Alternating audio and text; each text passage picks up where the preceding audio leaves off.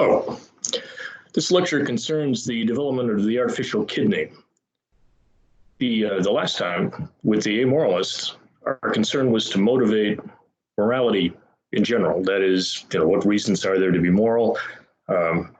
This one, just before we get into normative ethical theory, which we'll be concerned with for almost 2 weeks, we're concerned to motivate the two theories that we'll be examining. Utilitarianism, which is a variety of consequentialism, and Kantian ethical theory, which is a variety of formalism. To do that, to get fairly deep into the theory, let's look at a practical situation, a really gripping one, that leads to the kinds of practical considerations that both theories will ground, will ultimately be the foundation for. This, incidentally, is a case that was partially responsible for getting bioethics off the ground as probably the first and most well-developed area of applied ethics. In 1943, Dutch physician Willem Kolff cobbled together out of an old bathtub and some spare parts from an automobile foundry, which was located next to his hospital, the first artificial kidney. It was experimental. You just wanted to see if it would work at all. It did. The way dialysis works requires a circuit. So you need to insert the cannulas, connect the machine to the patient's circulation. So we need an artery and a vein to create the circuit, and then blood is filtered through the machine. Kolff did that. It worked, but you run out of sites eventually. That's what happened with his, as he knew it would, of course. That you can use insertion point only once, and eventually you'll run out of sites entirely. In the subsequent, Kolff incidentally worked with Robert Jarvik on the Jarvik 7 artificial heart in the 70s.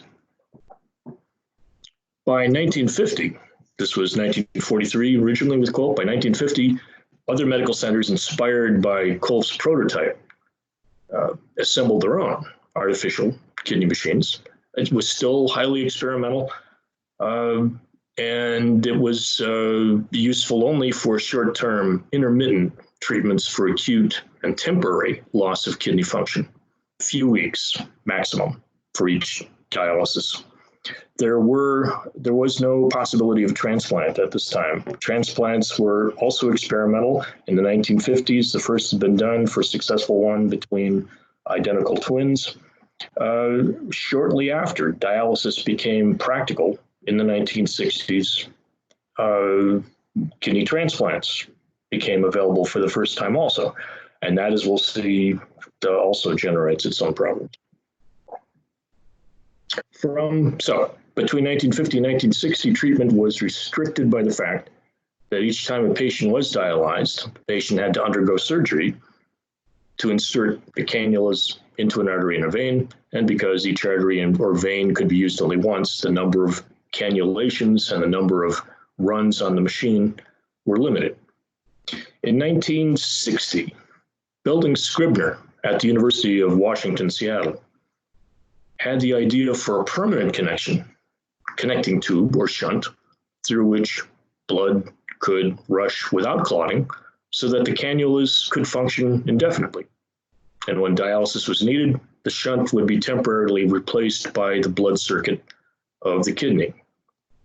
This was extremely dramatic. Again, this is what Lewis Thomas, the oncologist, labeled a halfway technology. Halfway technologies address or ameliorate symptoms, not the causes of a problem. So the artificial heart was a halfway technology. Heart bypass surgery is a halfway technology. It addresses the symptoms of heart disease, not its causes.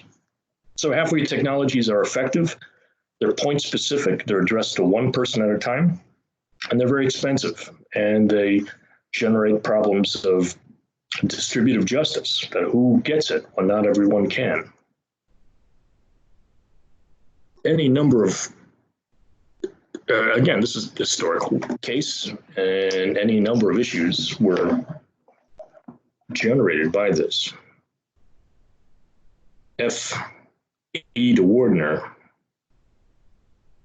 H.E. de Wardner, says this about dialysis, the availability of dialysis shortly after it became genuinely available. What happens here? What happened with Scribner is that Scribner, it took him about 3 weeks to understand that between Kolf's machine and his idea for a permanent indwelling shunt, people could be dialyzed indefinitely. It said in the time between Kolf and Scribner, dialysis was understood to be experimental and could only be used short term. Now with a shunt, it could replace failed kidneys. And of course, when your kidneys fail, if you don't get a transplant or dialysis, you'll die in fairly short order. This is extremely dramatic then. This is the only chance that many people would have for living at all. De Wardner says this: the cost of maintaining life with intermittent hemodialysis is such that few can afford it from their own pockets. This throws into very sharp relief the differences in socio-political thought amongst various peoples in various countries. And of course, there are enormous economic differences. In some countries, I'm told that there are establishments for chronic hemodialysis in which treated only patients who can pay. There are other countries in which intermittent hemodialysis is provided by the state. And there are those countries where intermittent hemodialysis does not exist. Even when patients can pay, there are not many for whom the expense will not severely lower their standard of living. More often, I think that a patient who has to pay to survive can only find the money if he sacrifices so much that his family's standard of living is involved. His children's future may even be jeopardized. In this situation, the patient may then be forced to choose between altering his family's way of life or dying. Unfortunately, a patient with chronic renal failure may be faced with these tormenting alternatives when his judgment is obscured by his disease. He may therefore, without realizing the full implications of his decision, decide that he wishes to pay for his life to be prolonged. Later, when he's being treated and feels well, he's trapped. Now, if he decides that he wishes to save his family further financial embarrassment, he has to stop his treatment, a much more deliberate and obvious step. So that was the situation.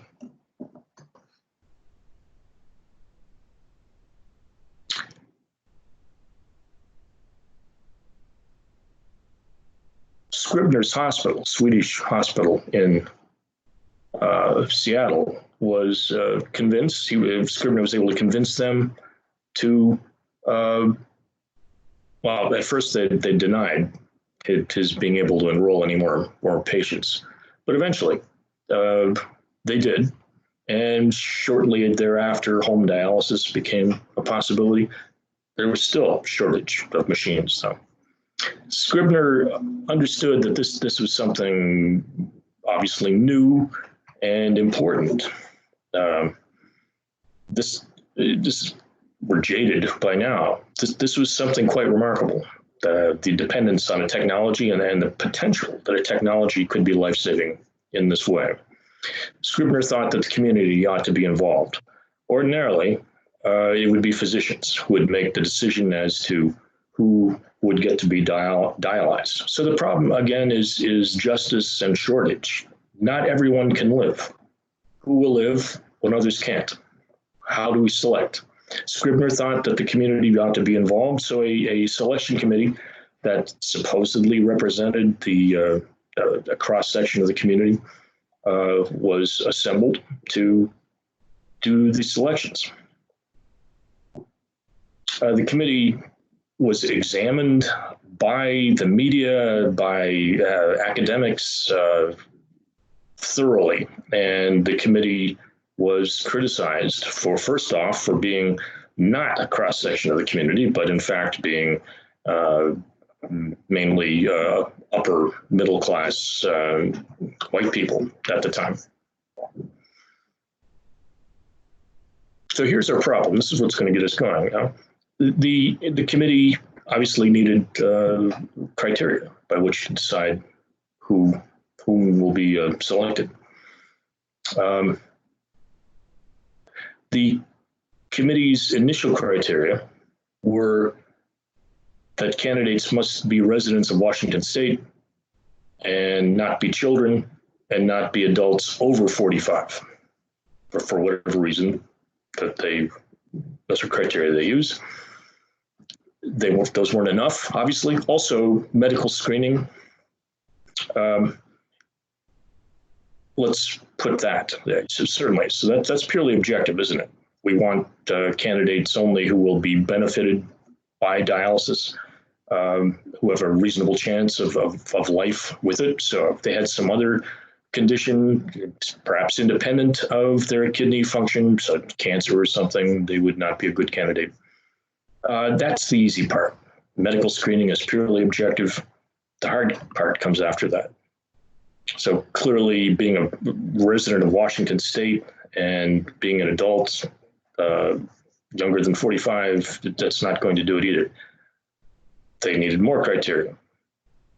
The actual criteria that they used, Shane Alexander, a journalist,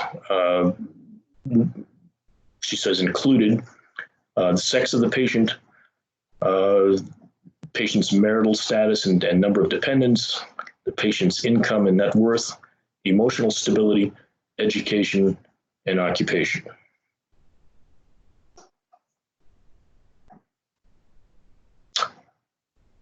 All of these are subject to question, of course. As we said, this got a lot of scrutiny, including from other medical centers that shortly thereafter had their own machines and had to develop their own policies. Given all of the controversy surrounding these criteria of what they're doing is choosing who lives, who dies on the basis of a person's worth, of their value to the community. For one, that's the most controversial, of course. Subsequent to this, other centers developed other policies that reacted to these criteria that seem to be based on social worth or value, such as ability to pay, first come, first served, or the use of a lottery or some other means of random selection.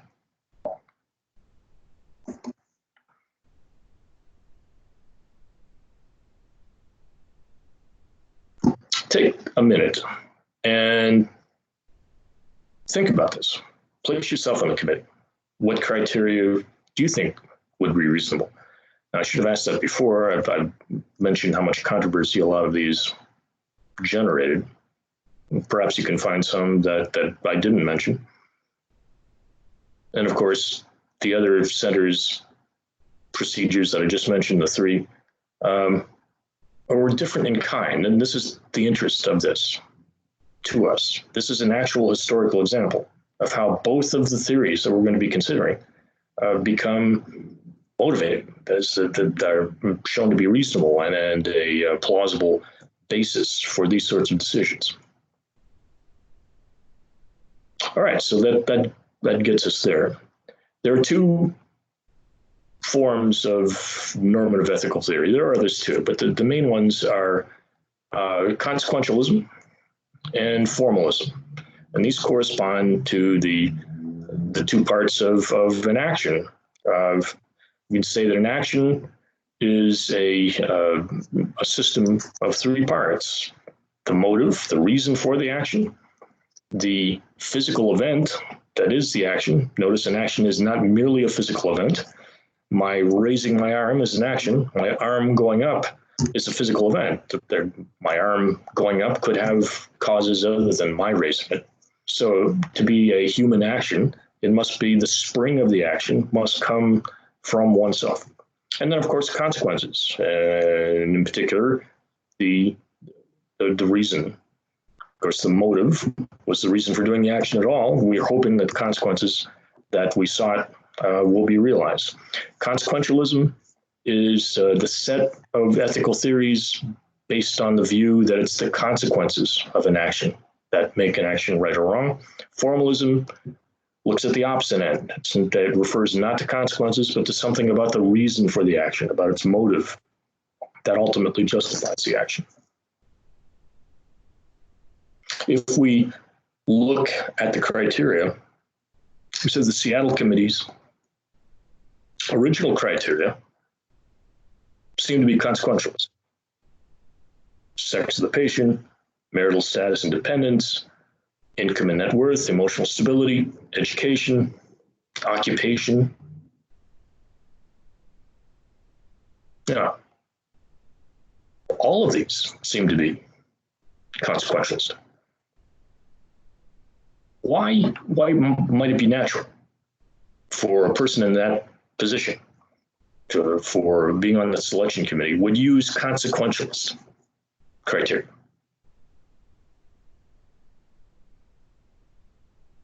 Probably because being on a selection committee, the presumption is that you are going to select people. You're going to select some and not others. Also, they are what? Stewards of the resource of the community.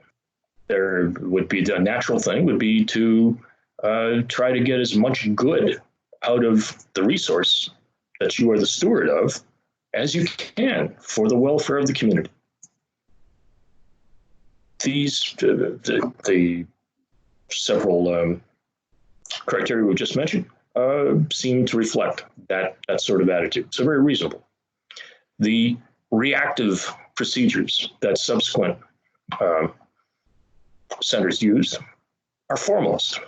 They're the opposite sort.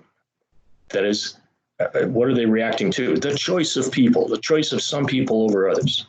This may be inevitable. And some members of the committee that Shana Alexander interviewed argued that they saw their selection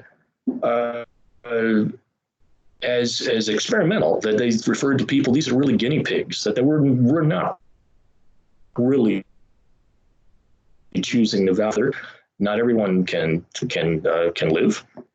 We have to make some decision. So they look for reasonable criteria. But that got so much criticism that other people said that there must be some way of making these decisions that do not require weighing the value of one person's life against another. We should appreciate this. That remember, we said that there are two sources of ethical problems. One is conflict of values we already have, and the other is an absence of values. This would seem to be that latter sort, that we simply don't know how to proceed here. And that generates the ethical problem. Well, what would be reasonable? Well, we should say, too, that the later procedures, such as first come, first served, or lottery, or ability to pay, seem to be formalist, whereas the Seattle Committee's criteria seem to be consequentialist. The Seattle Committee's requirement that all candidates be Washington residents would also seem to be a formalist criteria, that they would be appealing to rights, for example. But certainly, it's the state of Washington, citizens of the state of Washington who are paying for this, then it ought to be citizens of Washington who get the benefit of it. That's not the maximization of consequences at all. It's just fairness in its distribution. Finally, let's do a brief thought experiment here. The committee did not want to interview candidates for obvious reasons. They didn't want personalities to influence their decisions. But let's say they thought they could handle that. So they have two candidates who simultaneously come before the committee. One is Jonas Salk. Now, Jonas Salk had just discovered the polio vaccine in the 1950s. This is like, somebody could find the cure for coronavirus now, or cure for smallpox. Something extremely remarkable. All right, so we have Jonas Salk, who needs dialysis, kidneys have failed, and Joe Sixpack, in other words, just an ordinary guy. And Joe sees where this is going pretty rapidly in terms of his being deficient relative to Salk when it comes to social worth. He might not think so, but he could see that other people might.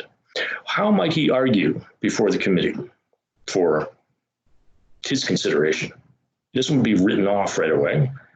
He believes he has, he's as good a candidate on the face of it as Salk. How might he argue? Now, it needs to be an argument, so he's not going to beg, plead, but to give them reasons.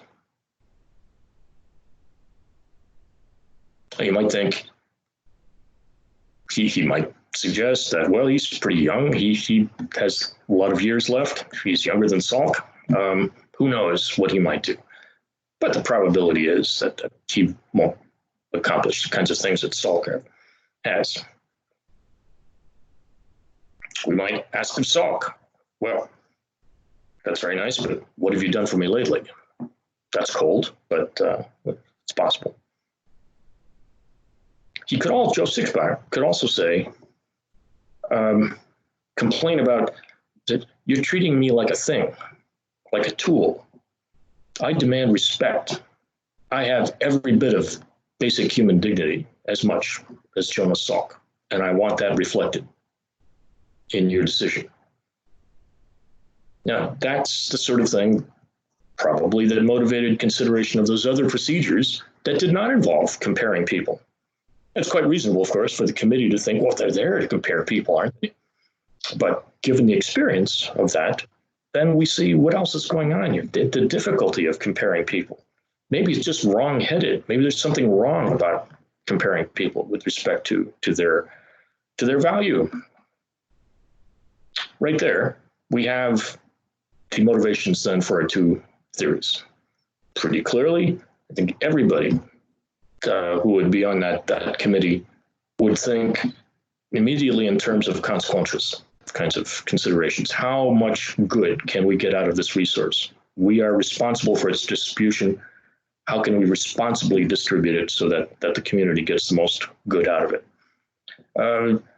Then the concerns about comparison, using people as a means of creating good at cost to them, then becomes well, just intuitively appealing to us at that point. So there, we have the basis for two different normative ethical theories, consequentialism and formalism, pulling in some respects in opposite directions that will yield different answers, both resonating with us in different ways, and maybe equally so. So that's the motivation for what we'll be doing next. We shouldn't be discouraged by this. Normative ethical theory, its first responsibility is to explain what it is that makes actions right or wrong. They're giving us a decision procedure in a normative ethical principle is something of a byproduct. And we're going to find when we look at the two theories that their difficulties are every bit as much interesting and enlightening as their advantages. So that's what we'll turn next.